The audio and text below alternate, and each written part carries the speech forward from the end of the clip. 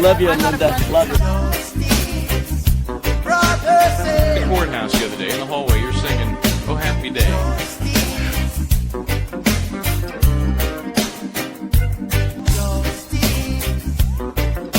One word prayer. Justice, where are you? And Justice Serve TV is on the air. Happy Friday, Linda Kenny Bodden. Hi, Michael Bryan. And if it's Friday, it must be It is Fridelson. Fridelson. A great portmanteau. Yes, well, we are prepping for the latest Adelson trial coming up August 19th. Donna Adelson, jury selection will begin on that date. She's accused, as was her son Charlie Adelson, in the death of her ex-son-in-law, Dan Markell, a professor at Florida State University. And a hit is what it was. And Charlie Adelson was convicted of being part of that conspiracy. And now the same three charges are leveled at his mom, Donna Adelson. So, and the official charges, let me just make sure I have these here for you. Conspiracy to commit murder, solicitation, penalty life. That was the conviction for Charlie Adelson. So we figured, first of all, I don't know, were you surprised he testified in his own trial? No, I think he had to. I mean, normally you wouldn't put a witness in the stand, but I think that in this case he had to. And I was just thinking as I was talking about a portmanteau, which is that you take two words and combine them together. Well, here you just keep combining family members together. So what a great double entendre to have the Fridelsons, right? Yes, it is Fridelson, as I say, as the Adelsons turn on one another. And so we know Wendy will be testifying in this trial as well. Wendy, the Teflon queen, who was given qualified immunity, limited immunity, some sort of immunity. And we will see what happens after she testifies in what is supposed to be the final trial here. Maybe they've worked out a deal, maybe they've got something going on where if she were to successfully testify in all these trials and convictions resulted, so far she's batting 1,000, maybe that would impact her ultimate sentence. Well, I think that would have to be disclosed. That would be Brady, and we haven't heard a cross-examination on that. That would be interesting, right? Well, I'm not saying the discussion's been made or that it's official. Let's say it's unofficial. Kind of like exactly. Well, kind of like Norfolk County. Let's assume you're in Norfolk County, although we're in Leon County, Tallahassee for this particular case. And the backstory again, the backstory can take all day. So I'm trying to do the Reader's Digest version. Remember the Reader's Digest? Mm-hmm. So this is the condensed version. Basically, you have the death of Dan Markell. We have prior convictions for, as I mentioned, Charlie Adelson for his role in the conspiracy. We have the gunman who was tried with the former girlfriend of Charlie Adelson, who then was sort of the girlfriend of the gunman, Catherine Maganoir, and Sergio Garcia was the trigger man, and then a guy named Rivera was kind of the lookout getaway driver. Anyway, those guys may or may not have been part of the Latin Kings. There's some suggestion they were kind of recruited and hired from a certain part of Miami that had a very strong Cuban/Latin Kings concentration. So it took two trials to get Catherine Maganoir, the former girlfriend of Charlie Adelson. She had, it was a hung jury when they tried her with Sigfredo Garcia, which surprised me a little bit that they were tried together, and it certainly didn't work for the prosecution, but they got her the second time. So now we have four, and Luis Rivera, he took a deal. Mm-hmm. So, and he testified in the other trials against, I'm assuming he'll testify in this one. I'm not sure, but I'm assuming he will, as part of his deal. So you got four either convictions or plea deals resulting in a conviction. And now this is the final piece, is mommy, Donna Adelson. Over a period of 11 years? Well, let's see. Yeah, that's you're right. We were talking about it. In fact, I think we're right on top of the anniversary of this horrible shooting. It was the 18th. Okay, and here we are. Whatever. This is the 17th, 18th. So yeah. Right. So this is the anniversary of that shooting. In that, the guy drives. He's in his car coming home from school, I believe. Actually, it is the anniversary, the 18th, right? It is, yeah. It is. And so he drives into the garage and he's on the phone in his car. Bam, bam, shot in the car. Horrible. He's on the phone. Yeah, just brutal. And so over what? The Custody. fact that custody, Custody of not two just kids. custody. I mean, because one person wanted to move away, a little further Mhm. away. I mean, there's something called planes, trains, and automobiles these days. Okay.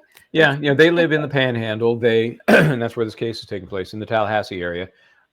Wendy Adelson wanted to move the kids, and Donna, she was also instrumental in wanting to make this happen after the divorce, down south, north of Miami, but southern Florida. So yeah, that's, I don't know, 6-hour drive, hour flight, something like that.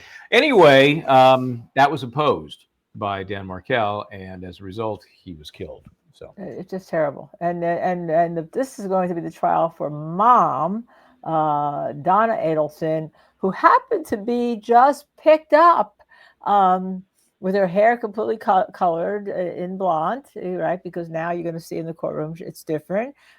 Going well, yeah, it's to kind of gray now. going to a little country called Vietnam that does not have a what's the agreement to change prisoners? No extradition? Yeah, Curious. extradition. It But what doesn't she have said an was, extra this was 2 weeks after the Distion. conviction of her son. And so she was stressed out. She just had to go somewhere where she could just take a breath. Just a coincidence that Vietnam had no extradition with the U.S. That was never the plan.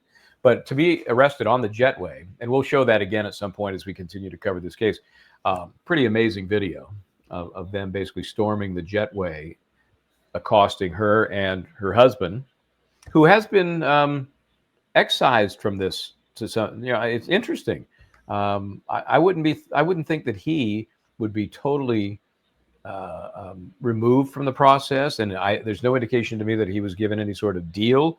But I find that interesting that he somehow has isolated himself from the rest of the family when it comes to this conspiracy. And the FBI, as we know, had some wiretaps going and conversation monitoring going.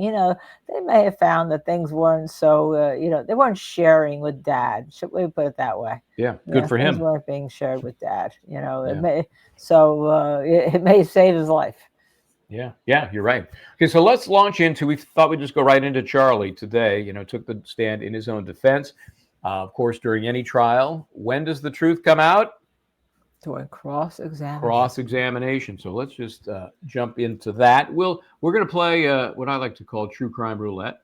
We're going to start some of the cross-examination. We'll stop, comment where we think appropriate, and just see how it goes. Oh, first of all, I should identify at least one of the players, because that's what we should do.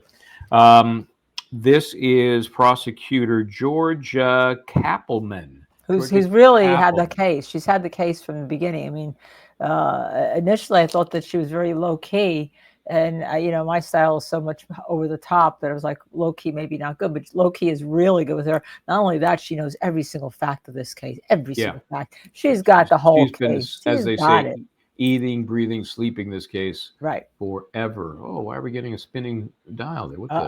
What the heck? Oh, here we go. Doctor? It is, yes. All right, doctor.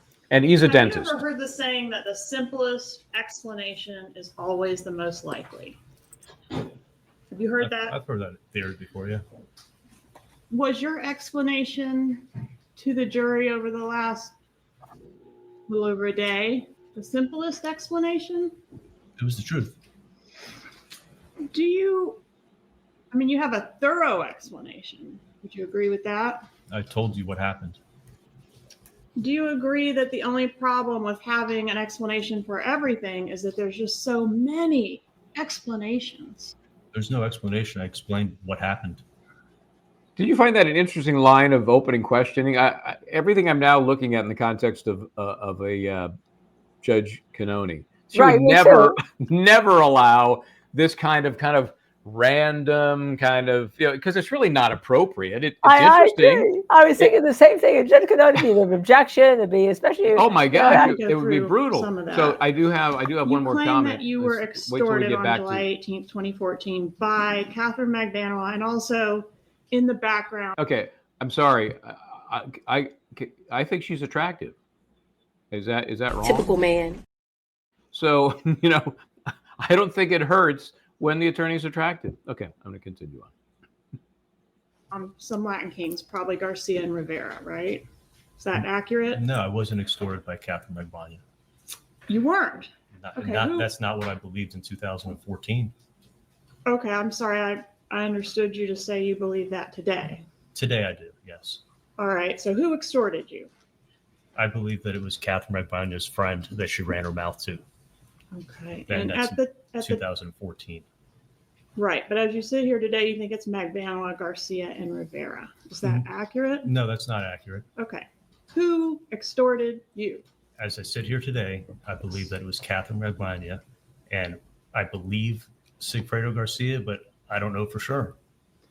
I was never there when she was ever talking to him, so I don't know if he was in on it with her or not. All right.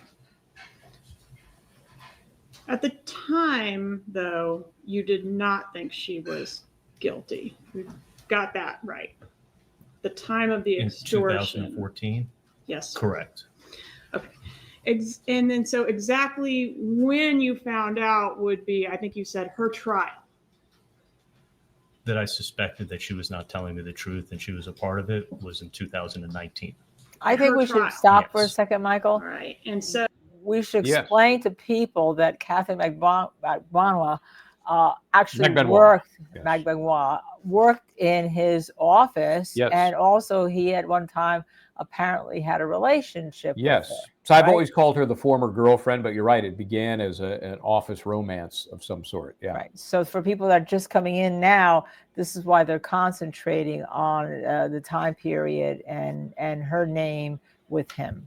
And you've heard all the key players that I mentioned going in. You've heard Sigfredo Garcia, he's the trigger man. You've heard Rivera, was the lookout guy who did the deal, and then of course Magbanua, who after she left, whatever connection she had with Charlie Adelson, was then somehow connected with Sigfredo Garcia. Not sure if it was romantic or if she was just a go-between that hooked them all up. So she was arrested in 2016, right? Yes. All right. So for 3 years, she was in the Leon County Jail awaiting trial. Yes. She was there. And you believed she was innocent. Yes. And you had this whole explanation to assist with exonerating her, right? I have the truth of what happened. Yes. But you didn't offer the truth of what happened, did you? Nobody came to me. I thought the truth would come out. Does someone have to come to you? I was told not to talk to Katie and not to talk to anybody about this case by counsel. Okay. Katie. So you strike that. I know how much you like to see the gallery. The way this is set up, there's no choice. And I'm very interested in this courtroom because it's possible that the next trial will be in the same courtroom. So I'm sussing out the number of seats, how crowded it looks. The other thing I notice is, we got a woman right there with the camera. I was Right? gonna say, how could you Like, not notice what the hell? that? Is this a red carpet event? What the hell's going on? And then there's people. I saw some people drinking water. So in Florida, and when I was looking to get our credential, I was trying to determine, okay, if I'm media, can I do this? Oh, we don't care. Even regular folk, non-credentialed people, they can bring computers in, phones in. You got to keep them quiet and not make a spectacle. But so different. Every courtroom, so different. We're going from Karen Reed in Massachusetts, where it's more like prison, to a very free and open process in Florida. So is that a pool camera though, despite the fact, It or could be. are we allowed to go buy a camera and silent the clicks unless you get some close-ups? I bet you it's pool just because of the location, front and center. But I don't know. Do they have a silencer on all these cameras so they don't make that noise? I don't know. I guess we'll find out. On day one, which is July 18th, 2014, she is the only one that physically contacted you to conduct this extortion. Am I correct in that? Yes, you are. So you never actually had any contact with any Latin king? No. No phone calls? No phone No calls. texts? No. No letters? Well, in 2016, you're talking about in 14, right? I'm talking about the first layer of the extortion. Did you have any contact with the thugs that were getting your money for 2 years? No. Did anybody put a gun to your head? I was told that I would be killed in 48 hours if I didn't pay up. I heard And you say that, that, but my question Michael is, did anyone Bryant, put? is what we normally would call intimidation. Yeah, now You that Now, is you some could- intimidation. You compare that to Aiden Carney, who's being accused of intimidation for talking to a window, right? Yep, I think, like I said, we're at the other end of the spectrum in so many ways. This case versus what we've been seeing in Norfolk County. Put a gun to your head? You're asking me, did anyone pull a gun on me? That's what Is I that your asked you. question? No, Yeah. no, nobody pulled a firearm on me. All right, so when Catherine Madbanwa came to you on July 18th and said, open the safe and give me all your money, she was not armed. She was not carrying a gun that day, And no. were you armed at that time? Did you have a weapon in your home? I had weapons in my safe, yes. Were you led to believe or told that the bad guys are outside, right outside your apartment or your residence? No, but I was led to believe what they did to Dan, they were going to do to me. I heard you say that, but my question is, did she say, like, the car's running, I'm going to take the money out there to him right now? No, she never told me that they were waiting for me outside my house. In fact, she stayed the night with you, didn't she? Yes, she did. And didn't exit your house with your $138,000 until the next day, right? Correct. And the money, the $138,000, was that stapled into $1,000 increments? Each packet was $1,000, and had a staple in it. And stapling money's a little unusual. Would you agree with that? For me, it wasn't unusual. That's what I did. Right, but nobody else does it. That's why I'm suggesting it's unusual. I've never questioned people into how they keep their money, whether they keep it with a staple or a paper clip or an envelope. I just know what I do. Would you agree, Doctor, that it's a compelling piece of evidence that the killers were paid in stapled money and came up with that information in this case? It's not compelling. The people who extorted me and got my money got it from my house, and it was stapled at my house. They had to have gotten it from you, right? Because it was stapled. If they got it from Katie, they got it from me. So Okay, so I think this is very interesting. First of all, I'm a paperclip guy. I'm not stapling any of my money together, paperclip. But the importance here is that he is taking these facts, which can be argued either way. He's either paying for their services, or if you believe the defense, he's being extorted. So that's what the jury's being forced to figure out here, which is the more believable version from this guy, that he paid for the ultimate hit, or he was being extorted by the former girlfriend and hitmen. Why? I don't understand how that would. What's your take on that? How does that make sense? Here's the problem. How is he being extorted unless she knows he paid for the hit? So we have a bit of a tautology, don't we? Yeah, it's almost like she's going to make up that I hired them to kill Dan Markell. That's made up. But if I pay them, then they won't tell their made up story. I guess, right? I guess that's it. That's it. That's how. That's interesting. And it's not only just the most believable. Remember, it's always the state's burden to prove its case beyond a reasonable doubt. But I guess the problem is, and we saw it in the Karen Reed trial 1, right? Once you put out a defense, and I'm a big person in putting out a case, right? Putting on a defense, right? But once you put on a defense, then the jury says, then they start saying, well, what's more believable then, as opposed to did the state prove its case beyond a reasonable doubt? And so we've seen this play out in the Karen Reed case, haven't we? In 1 and 2. Yep. And so, let's listen to more of this interesting story and how the state is trying to break it up. it had to be some kind of I paid, but I did it under duress, based on that piece of evidence, right? That had to be built into your defense. I was extorted, and I paid the money. And All she right, stayed the so night with him too. Katie comes in and she's in a panic, and she tells you what's happened. And I need all the money in your safe right now. Do you suspect that maybe she's working with the police at that point? Maybe she's trying to set you up? No, she didn't say I need all the money in your safe. That's not what she said. Did she take all the money in your safe? I cleaned out all the money in my safe and handed it to her Right. Why did you do that? because I was being extorted for $250,000. But why didn't you? The bump was only $5,000, and you immediately became suspicious and questioning and had The all bump. these conversations and deliberations about what to do about it for days. When Katie comes to you, you just open the safe and give her the money, right? That's what I did. And there's a big difference between the two. Okay, well, the way that it was done to you, is that the way it's done? You have to be more specific. please. Well, on the wire, you say repeatedly, that's not the way it's done.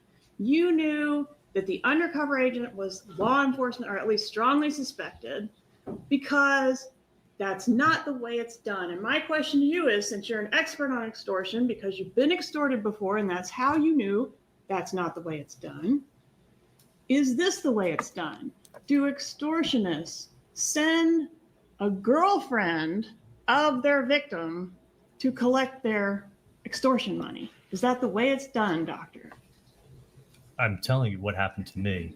And I was told that if I didn't pay in 48 hours, I would be killed. The person that came and extorted my mom, that was not the same approach as what happened to me. Is that the only way? That's the only way it's done? They send the girlfriend? It's the only time I've ever been extorted like that. Okay. And did you hear any of the negotiate? So they come in and they say, strike. They come in and they say, we need $333,000. You need to pay $333,000. You need to pay $333,000. Why not $1 million? Yeah, that first question is, what the hell, $333,000? I mean, I can't even do the math. You know, It's a lawyer. It was a lawyer behind it. It's a 333,333, and three. You know, it doesn't even divide evenly. I get a third of a penny in there somewhere. That's just a weird number. You know, I don't know. Because when I had told to Katie that the $1 million offer for Dan Markell, I said I was going to pay $333,000. And when she asked me, do you have that much money? And I said, yeah, I could pay it in cash. So she took it as I had cash, and she knew I had a ton of cash in my safe. So she thought I had the cash. I didn't have all that cash. So that's where I'm assuming they got the $333,000 from. But the offer that she bragged about was $1 million offer. Isn't that right? That she ran her mouth about. I was never there when she spoke to her friend. Okay. Was it $1 million offer? The offer was that $1 million was going to be paid, and I was going to pay $333,000. And weren't you going to cover Wendy's third as well? No, not at all. I was going to cover my third. Didn't your lawyer say in opening statement that you were going to cover the whole thing or Wendy's third? No, I was sitting here. I heard what he said. Charlie was going to pay $333,000. All right. And so the offer was $1 million offer, and that's what you told Katie, along with the fact that you were going to cover the third. I was telling her that I was going to pay $333,000. Yeah. And then one day, if my sister was able to, she was going to pay me back. And then you didn't have the amount of money that was being demanded at the time, right? No, I only had what I had. All right. And at that point, the blackmailer, Catherine Magbanowa, negotiates some type of layaway plan for you to complete the extortion with the Latin Kings. Okay. Katie wasn't the blackmailer, and Katie wasn't the one who was extorting me. Didn't you just tell this jury that Katie was the blackmailer? You realized it in 2019. I had thought that when you were just talking, you were talking about 2014. You were talking about that night. Okay. So yeah, that night happened Doctor. in 2014. Okay. We all know now, because you have revealed the puzzle piece, she's a blackmailer. Can we agree on that? I believe sitting here in 2023 Yes. that she was in on the extortion for sure. Yes. So is it okay if I refer to her as a blackmailer? I think there's a difference between blackmail and extortion, but yeah, Okay. sitting here today we can. Wait a minute. Oh, Wait a minute. Is Buchanan involved here? Do we need another dictionary? Can Do I need to get a dictionary for blackmail? Can I get the dictionary out. I mean, he's. God, And by the way, we're sitting here on the 11th year anniversary, the 18th. I know. I have to look up extortion. Okay, you look up The extortion, definition, and I'll look up just- blackmail. Okay. Boy, if they ever take my phone now for some kind of crime, it's going to see blackmail definition Yes. on it here. Yeah, Mine for Okay. Extortion says the practice of obtaining something, especially money, through force or threats. The use bribery and extortion, blah, blah, blah. I don't see the actual word blackmail, which is I kind have of it. a colloquialism. So what is blackmail? Does it say extortion? And that was the action treated as a criminal offense of demanding payment or of another benefit from someone in return for not revealing, compromising, or damaging information about them, or the use of threats or the manipulation of someone's feelings to force them to do something. And the only reason why I read the second one is because we know that witness intimidation in Massachusetts involves hurt feelings. So Yep. Yep. So I'm looking at all, and I don't see technically a cross-reference between extortion and blackmail, but it says similar extortion. That's what when I look up on Google, do just a Google. Here's I know you can't see this, but my Google phone there, it says similar extortion right in the middle. That's all it says. Okay. So obviously this is just common sense, but to argue that point is ridiculous. We'll Right, refer to an exactly. Extortionist. So this woman, the extortionist, is going to do you a solid by negotiating with the Latin Kings for you to get on a payment plan for the extortion. Isn't that what happened? What you're doing is you're taking what we know in 2003 and trying to say, this is what I knew in 2014. Did she put you on a payment plan? Yes, she said, because I didn't have the money, she said, ask me if I could pay $3,000 a month in 2014. And I said, yes, I can. By the way, for those that don't know You what do me hear- a solid is, it means do me a favor. Okay, so some people that do it's a generational thing that do not Okay. know what that means. All Okay, right. if you look it up, do me a solid, you may not find it in Merriam's Webster's. I don't know. That's dictionary. a very good question. It may have been added as a colloquialism of some sort, but it's not a word. It's a phrase. So. Right. It's a phrase. So Yuri Buchanan would need the dictionary. Yes. I don't know. I only speak 8 languages. Hear any of the conversation where she was making these negotiations on your behalf? No, when she said, I'm going to go check with my friend and if that's okay with him, she took her purse, took her keys, took her cell phone. She walked out of my front door, closed the door behind her, and I sat in my living room and she came back about 5 minutes later. You didn't want to talk to the guy yourself? No, I didn't even think of that. But she went outside to call him. All right. And then the two of you took a Xanax and went to sleep. Well, I took a Xanax. I don't know if she took one out of the bottle, but I definitely did.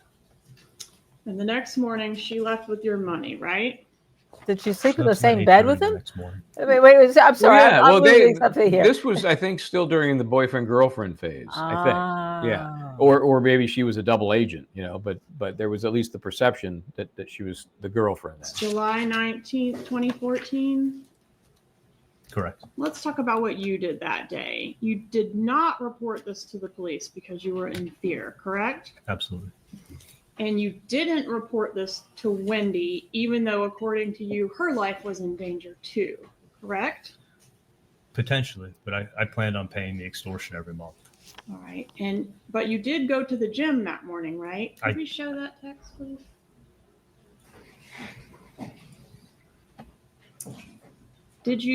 Were you able to go to the gym the next I morning? absolutely didn't leave the house. I worked it out at Nova Southeastern Gym. And you can check the gym records. I was never there. Okay. Did you say you were going to the gym? I said I was, yeah. But you didn't actually go? No, I didn't leave the house. All right. So would you agree, Doctor, and we'll refresh your memory with them if we can, that the text messages that were exchanged between yourself and Catherine McVanois on the morning after this exchange of money were inconsistent with your extortion theory? They were inconsistent with how I was feeling. They don't appear to look like you just gave her $138,000 under duress, do they? She told me the last thing she said to me before she left the house is, can we just pretend like this never even happened? So when I sent her that message, I was trying to show her, like, I'm trying to forget all about it. Yeah, you were just demonstrating to her that you would agree to pretend nothing happened, right? Absolutely. That's what she asked me to do, and that's what I tried to do. All right. So So time it's- now for True Crime Roulette. You tell me when to stop. Okay. Tell me when to stop. We'll get past that. Yeah, let's go a little further. Okay, because she just handed him something. So let's Okay. see. They said you could pay it all off and it'll be done, or just pay $3,000 a month. So I thought about paying the full amount. All right. Then a couple weeks later, after the initial extortion, you and Catherine Magbanua broke up, according to your direct. Do I have The that right? break That's up. not correct. When did you break up? Within a week, I met her. We went out to dinner. We went out to eat, and I just said, "This has got to end." All right. Yeah, So we you were- broke up with her. Yes. Weren't you scared that if you broke up with her, that she would sick the Latin Kings on you? No, because I had every intention of paying every month. When I broke up with her and I said, listen, I don't want to surround myself with this. I'm scared. She said that she was going to come every month and pick up the money and protect me. And she understood. I mean, our relationship was on the rocks. But you've July, testified that all the gifts and stuff that you gave her were to keep her happy, right? yeah, when I realized that she's the one who's protecting me and she wasn't a part of this extortion, I had no problem keeping her happy, and I looked for things to do, nice things to do for her, because she was broke. But not worried about pissing her off by breaking up with her. Well, our relationship was definitely on the rocks. After July 1st, when Sigfredo cut me off and threatened me and called my dad, and then she knew I didn't even invite her to my dad's birthday party, which was a family gathering with family friends on July 5th. She knew we were going to be done. After you broke up with Catherine Magbanua a week after the murder, did you continue to talk to her? We still communicated, for sure, Talk on the phone and texted. Yeah. and meet up? No, the only time I would see her was I saw her again the end of August. She came and picked up the money, and that's when she asked me if I could put her on the books, because none of this money was going to her and she needed to get health insurance for her kids. So I said, yeah, I'll do it and help you out. And did you continue to hook up with her after the breakup? And by that, I mean, have sex with her. There was one occasion. There was one time that we hooked up. Okay. When And was Oh, Russia! Well, I would say it was our roulette probably worked about out 5 really months out. after We're we broken up. 5 Okay, months well, there's later. one I think other they had typical man. for that in October of 2014. Do you recall that? October 9th of 2014? That's probably the occasion I'm talking about. This July, let me count the months: July, August, September, October. So 4 months. I mean, it's Okay. been And there's 10 another years. one on October 15th. You remember that one? No, I think we did hook up about one time. Okay. Well, one time on October 9th and one time on October 15th. I thought it was one time. If it was 2 times, it's been Could 10 it have been 2 times? but no more. Okay. And on August 25th, 14, that would have been after the breakup, right? Yeah. You text her, and then she replies, I don't need help. I'm good. Don't need favors, nor will I trust anyone again. Erase my number, please. Go on with your life like you did already and have been doing. Sorry we spoke today. I don't want to stress your life more. Don't do anything for me. Do you remember receiving that text from Catherine Magbanua? Yeah, sounds familiar. And that's a pretty weird text to get from the extortionist. You're meeting her to give her money. Why is she saying erase my number? She's not the extortionist. Okay. On In 9/11, in 2014, I didn't think she was the extortionist. right, but it's been revealed that she was. in 2019. So you're taking what was known in 2019 and you're trying to say I knew what I knew in I'm 19. not trying to say you knew. I'm trying to say she knew. She knew she was the extortionist. Why is she telling you to erase her number and leave her alone? Because I broke up with her. Exactly. On 9/14 or 9/11 of 14, she sends you #bestie for life. Do you remember that? It sounds familiar. So did you all have some kind of reconciliation after the breakup? No, I was probably doing a favor and making her happy with something. On Probably borrow some 10/6 money. of 2014, I love you. It makes me feel good that you care about me. I'm lucky to have you as part of my life. Do you remember sending that to her? Yeah. On 10. So she's got a split personality, if you believe the doctor here. She is extortionist, and the other half of her brain is girlfriend or ex-girlfriend. But you can operate independently. That's what he's suggesting. Okay, all right. Do you realize? Does he realize how stupid he sounded to the jury? I'm sorry. Yeah. That would be a good clinical observation. Yes. 14, I mentioned the sex talk. I won't go into the details of it.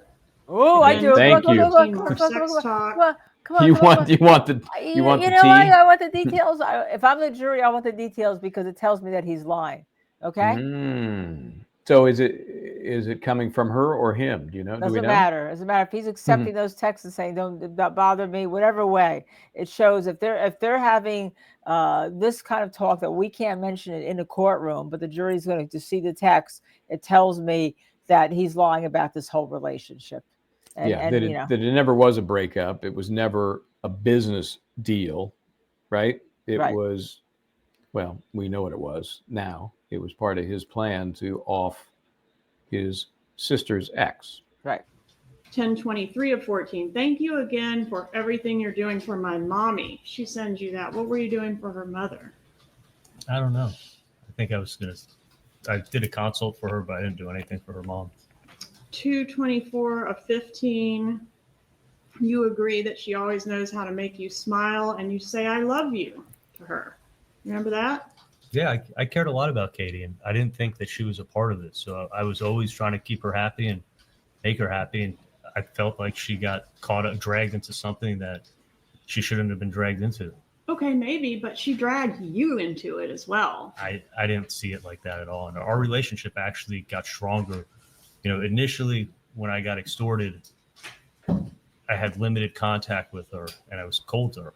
And then over time, I realized that she's the one who's protecting me and she's not involved with these people because the extortion never went up and Katie was always broke. She was involved with them because she had a child with the guy, right? Ah. I didn't know for sure it was him, but you suspected. So I think the saying is extortion makes the heart grow fonder. Is that the saying? Somehow it strengthened their relationship, and meanwhile she's having a child with Sigfredo Garcia. Okay, he is. He's the trigger man. Right. He's the killer. Yeah. The killer. Always that it was. Oh, him. I always suspected that Sigfredo was behind this. So wouldn't you want to distance yourself from this woman who, I mean, were you ever really that serious about her to begin with? I mean, we spent 7-8 months together. But you were never considering marrying her. No, I wasn't considering. Not a chance in hell. Playboy, right? You had a zillion girlfriends. That is actually not even true. Okay. Did you have a lot of girlfriends? I had 2 girlfriends in the 2 or 3 years after her. I dated Whitney Kick for 9 months. Okay, but how many women were you talking to and engaging with sexually? A lot more than Whitney Kick, right? There could have been 1 or 2. Or more? No. Okay. Point being, you were not going to marry Catherine Magbanua. I wasn't having marriage plans, no. Okay. And you have now broken up with her after this incident. Yes. She's the person that's taking the money from you physically. She's the one. I looked at it as she's the one who's protecting me. If she wasn't, I was going to get a visit from somebody. Is she the one that was physically taking the money? Yes. is she the one that was connected to the person you suspected to have killed your brother-in-law? I thought she was tied to that person, yes. And she's the one that got you into this, right? Because she ran her mouth. And Right? I looked at that I ran my mouth too. And if I never said anything to her, this would never have happened. So I felt responsible for saying something to her in the first place. But you didn't feel responsible enough to try to do anything about her sitting in jail, an innocent woman, for 3 years. Did you? She never contacted me. You didn't offer to testify in her trial. You let her get convicted and get life in prison, didn't you? I thought the truth was going to come out. But not through you. I was never contacted. I thought it was going to come out through her. Was there any contact between your lawyers and her lawyers? You'd have to ask them. You said you didn't have any contact with her. Did you have I any had zero contact? contact with her. So your lawyers didn't tell you anything on behalf of her lawyers. Absolutely not. And her lawyers didn't hear anything from your lawyers. I don't know what lawyers talk about, but I can tell you that I never talked to Katie and I never told my lawyers. You never relayed a message through your lawyers that the Adelson family would not be talking in this case. And absolutely not. And she had nothing to worry about as far as that end was concerned. That's not true at all. Did you or your agent contact her brother to offer to assist with her attorney's fees in her case? That's a complete lie.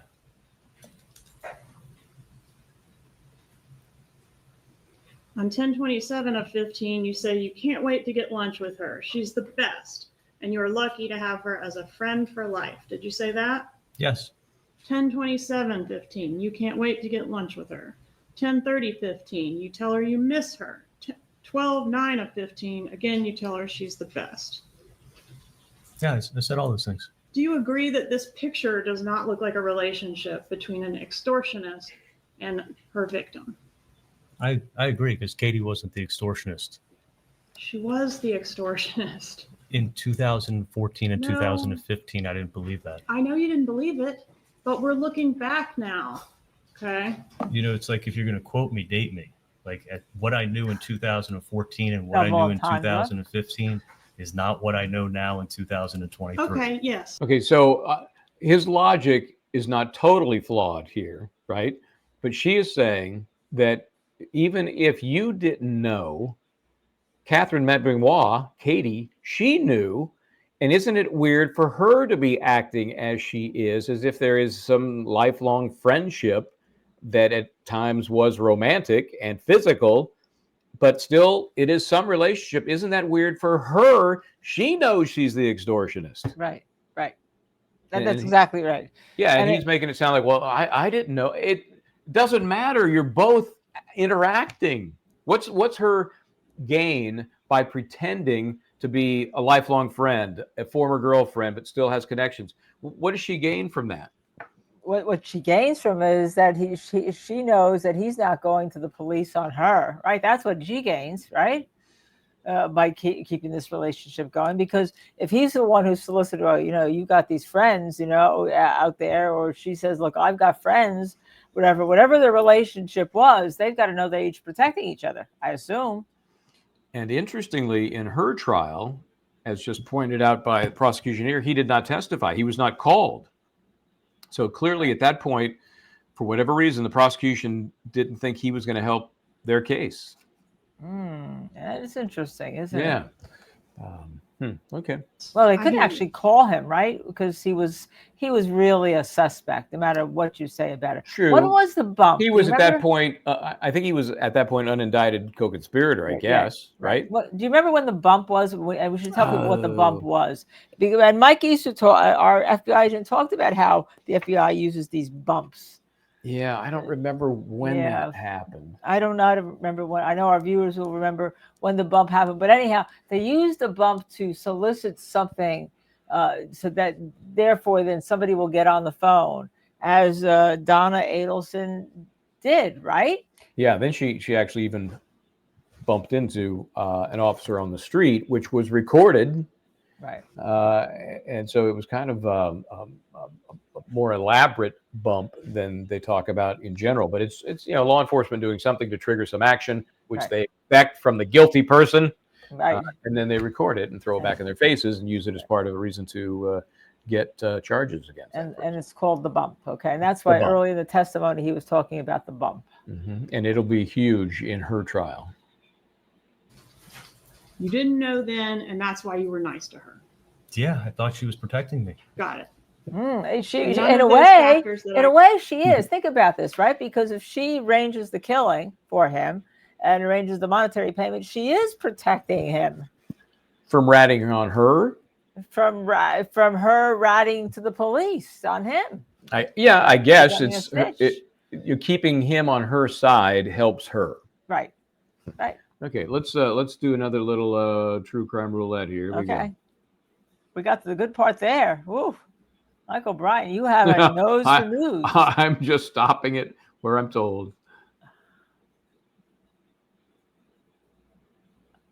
All right, let's do there with his face. Oh. Let's do this. This looks like, I'm guessing this is some prior recollection refreshed or something. Let's see. something, yeah. I don't know. Happy. And then I could find everything Oh. out and tell you. I know. It's great. That's the transcript of one of the jailhouse calls, I think it is.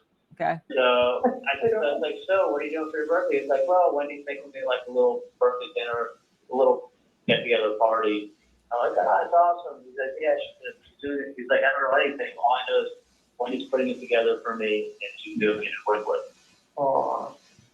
So I'm like, oh, that sounds awesome. All I knew is that she was going straight from work to the hotel where everybody is meeting for the this Miami Fellows thing that she got. Okay, just to clarify, this is Donna and Charlie on the phone, and this is from a wiretap.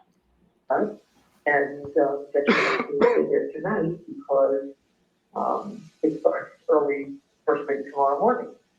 All right. I guess in between, she managed to do something else.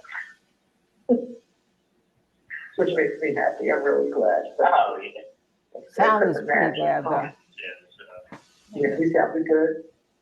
Yeah. Yeah.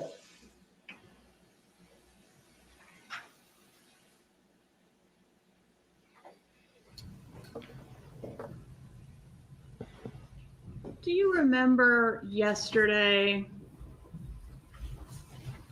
saying you were telling a story about Katie coming in from having had some kind of altercation with Garcia, and she had reported that the necklace had been pulled off her neck. Do you remember that? Yes, I do. All right. And when you were relaying that story to the jury, you used a specific term describing what Garcia had done to her. Do you remember what that term was? It was only yesterday, but you'll have to refresh my memory how I described it. You said he roughed her up. That's accurate. And that put my antenna up because that roughed them up is the exact same phrase that Catherine Magbanua said in her proffer that you used on Halloween 2013 when you first approached her about, does she know anyone who can rough someone up? No, I think getting roughed up is an adjective, but what you're doing is the same thing you did with your TV theory. Is like you heard TV mentioned multiple times, so you put the whole case together with the TV. Okay, Now we'll you're get putting to the the whole case TV. together with the word roughed up. Like, Yeah, I mean, I'm think not if putting the whole case together. I think that's his lawyer. Over each other. But Right? that's Please an wait for him to answer, then you can ask your next question. Now, you'll notice that's Mr. Rashbaum. He hasn't objected at all in anything we've watched. And the only thing he's pointing out here, as the court has suggested, is you can't talk over one another. So what do you think of that? No real objections. He's kind of letting his client twist up there. Yeah, but he did kind of look at. I don't know if he looked at his face. It's kind of like, Yeah, they definitely were focused on him at a very interesting time. Yeah, I don't know what I should do here. Maybe I should do something. This is not going so well. Maybe I'll let my client know by standing up. This is not going so well. Yeah, interesting approach. Again, I think this is jurisdictional, regional, totally different way to run a courtroom, totally different way to represent a client, and it's kind of interesting. Go ahead. But that's an unusual, it's a specific term. I'm not making a whole case out of it, but did you say roughed up in both places?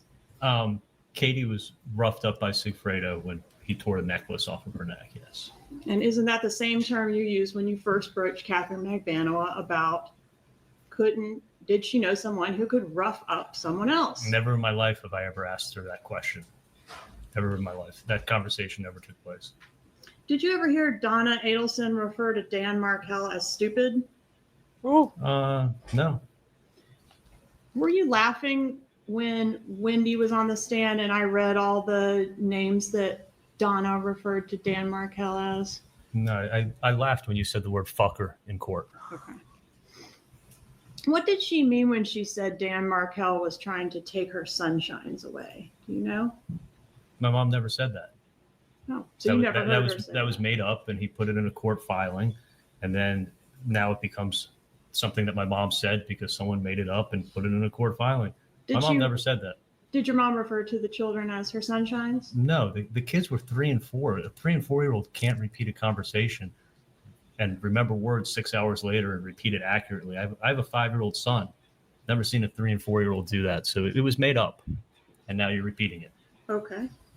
Have you been a good brother to Wendy? I always try to be a good brother. Now, Sounds that's like not relevant, but maybe nobody you're not cares. agreeing that this was a really nasty divorce, or are you agreeing it was a nasty divorce? I mean, I don't think any divorces can be pleasant, but I think they definitely had their fights. I mean, they were fighting over bicycles and all kinds of crap. But in addition to that, Dan Markell accused your sister of fraud, right? He made an accusation, yeah. Threatened her with federal kidnapping charges. Ooh. Oh, that's the new one. You just told me. That one's in the emails that are in evidence. Did you review those? I didn't review the federal kidnapping charges in this case. Was seeking contempt proceedings. You heard about that here in court, yes? I heard about that, yeah. Even went after her lawyer personally, right? He made serious threats against her lawyer. And her bar card could have been in jeopardy if any of those, or some of them. I heard the other day she was saying that I guess her lawyer, he was threatening her lawyer's bar card. Her lawyer's bar card as well as Wendy's. He was making lots of threats and writing lots of stuff, I guess. And he messed with your mom too, didn't he, in that grandma motion? You know which one I'm talking about? I don't think he was messing with my mom. I mean, nobody took that seriously, and I don't think anyone even knew about it. Is it years your later. mom? I'm sorry, finish. I said I don't think anyone even knew about it till years later. Isn't your mom notorious for always getting worked up about everything? She gets upset. I mean, she's a concerned mom. I mean, But is she notorious for getting really worked up about everything? to a certain extent. I mean, Aren't those your own words from Call S that's in evidence in this case? yeah, those are my words, but you can't, not to an extreme, but she does worry, especially when like Latin King gang members are extorting her for money. Did your mom take the grandma motion seriously? I don't think she even knew about it. She didn't talk to you about it? No, I didn't find out about it till years later. Wasn't this divorce a big deal in your family? It didn't affect my life. I can tell you that. So I don't think that's true. I think it was a big deal in my sister's life. Why did Wendy testify that she was getting along well with Dan Markell just prior to his death? Can we agree that's not true? I think there were ups and downs and how they got along. I mean, you got to ask her. She was on the stand. I mean, I wasn't living her life. Is it part of your defense to minimize how nasty and contentious this divorce was? My defense is to tell the truth. Stupid question. I mean, that's really an objectionable question, quite frankly.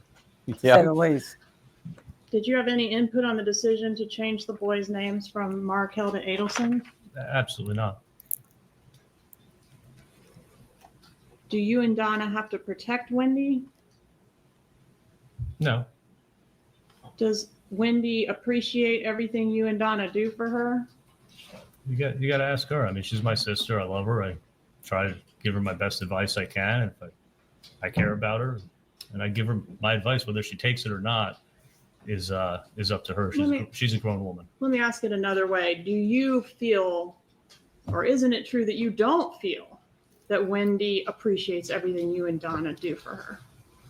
And my sister had no idea what I've been through in the last, God knows how many years, and what I've I wake up worrying, am I going to get killed? Am I going to get arrested? And she knows none of it. She's just going around her life. And I had somewhat of an innate anger towards her, you know, probably unjust because she didn't know what happened. But yeah, I was upset. And weren't you saying on the wire that she doesn't appreciate what you and Donna have done for her? I don't know if I said that she doesn't appreciate what I've done for her because I never did anything for her. Okay, so that was my next question. Advice. What have you done for her? Nothing? Other than give her advice and care about her, be a big brother that loves her. Like, Would you say Wendy's a little bit spoiled? in some regards, I mean, she gets a lot of help for sure. Is she a little less savvy about how the world works than you are? I don't know. I mean, you got to ask her. Could you trust Wendy with a secret that could ruin your life? It's not a secret. It's something that would get me killed. So I didn't want to tell her. Can we agree that she obviously knew something about this crime? She found out when she came to court. I never told her anything. I'm talking about the murder of Dan Markell. She knew something, right? I mean, it's not a coincidence she went to the crime scene, is it? You're talking about the route that she took that day? I'm talking about her pulling up to the crime scene tape. She never went to the crime scene. She was going to buy a bottle of liquor that coincidentally the person sent her a stock the bar party buy a bottle of bullet bourbon that she was going to pick up. She wasn't driving to a crime scene. And I think she made that clear too. Nobody knew a murder was taking place. She pulled up to the crime scene tape, Dr. Adelson. She didn't pull up to the crime scene tape. She was driving down the street and then had to make a U-turn. It was blocked off. But she wasn't going to. She couldn't help herself. Nobody knew a murder was going to take place. She exposed you all to some degree by those actions, didn't she? No, not at all. And then she threw you under the bus in her interview, didn't she? Nobody knew a murder was going to take place. She knew her husband had just been shot and they were asking her who would want him dead. And she said your name. Are you mad about that? No, she said a lot of people's names. Okay. I mean, you get a sense of what a weird family this is. Talk about, some sort of dysfunction going on there. But some of the important testimony is about good old mom, right? And she sounds like she is, running the show. She's got, nothing good to say about Dan Markell. And whether that's related to just the child custody or, you're not good enough for my daughter, whatever. It doesn't make her look very good. And so we're going to see a lot of that testimony play out in her trial. And we're going to learn a lot more about. This reminds me of the Wagner case. I remember had a lot of familial overtones. Sorry. Yeah, the Roden family, the Wagner family, 8 people killed in a spree that spanned a number of hours, one night. Custody. Yeah, over custody. And so, it has a lot of that, mom running the operation kind of feel. Well, let me ask you a legal question. Okay. He's appealing his conviction. Now, therefore, he's kind of unavailable. Is the state going to be allowed to use the transcript of his testimony since he's unavailable for a subpoena, or is he voluntarily going to come in and testify? That's a very good question. I haven't read the availability statute in Florida in a while. I'm going to assume it's as liberal as it gets, meaning in a lot of states like California, unavailable. One of the key unavailability is you're dead, right? But then there are many other options to be legally unavailable.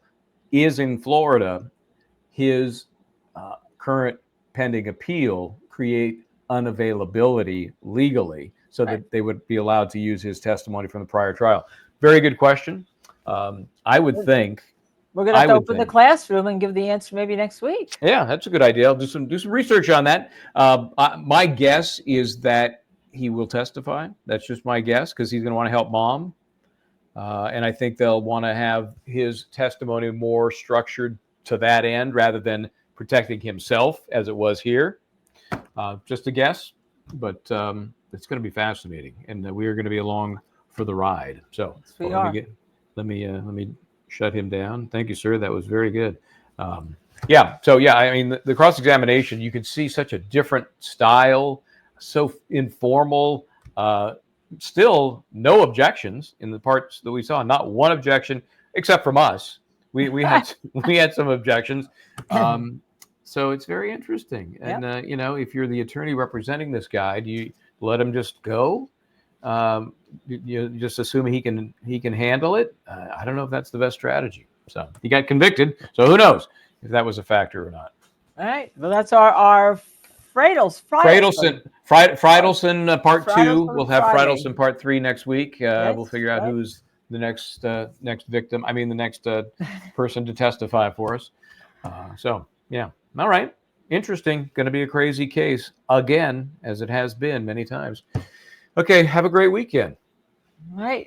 You too. On terrible day that we're talking about the anniversary of Dan Markell's death, that we do a Fridelson, Unbelievable. but maybe there's some meaning in that. That's because we're going to continue to keep his life alive by covering the trial relating to his death. Oh, yeah. Let me point this out as an aside. You heard the conversation about Wendy and maybe not being as bright about things of the world. She was an attorney. She was running the law center at Florida State University. So, not a bubbling Right. idiot, Right. In fact, when you hear her testify, and I think we will hear her just before the new trial begins, she's sharp. She's manipulative. I don't know, but nothing phases her.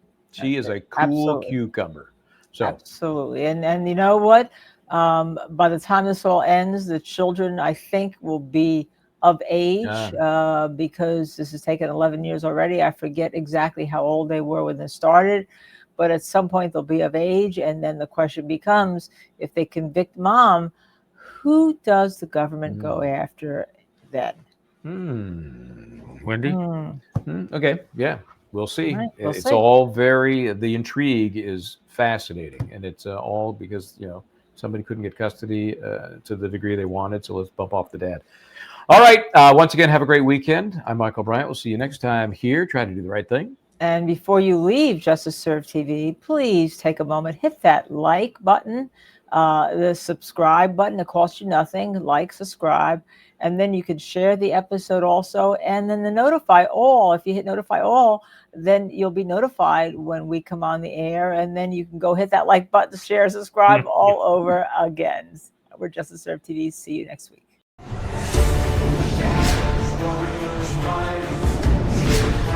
On the stars.